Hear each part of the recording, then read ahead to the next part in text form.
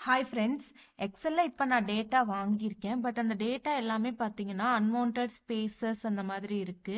So இதை எப்படி clear பண்ணுறதுன்னு பார்க்கலாம். ரொம்ப சிம்பிளான ஃபங்க்ஷன் தான். ஈக்குவல் டு ட்ரிம் அப்படின்னு கொடுத்தோம் அப்படின்னா returns text with only single space between two words. So வேர்ட்ஸுக்கு நடுவில் இருக்க ஸ்பேஸ் எல்லாத்தையுமே ரிமூவ் பண்ணி கொடுக்கும். ஸோ இப்போ நான் செல்ஃப் கிளிக் பண்ணிட்டு என்டர் கொடுத்தேன் அப்படின்னா இங்க ஃபர்ஸ்ட்ல ஒரு ஸ்பேஸ் இருந்திருக்கு, ரிமூவ் ஆயிடுச்சு.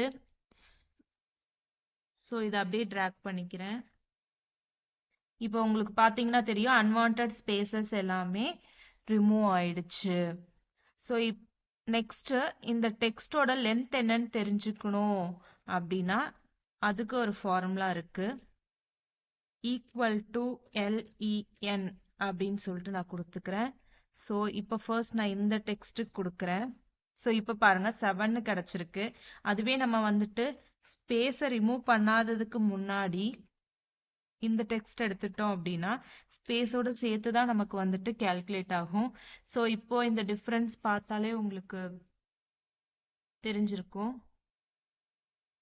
ஸோ இப்போ ட்ராக் பண்றேன்.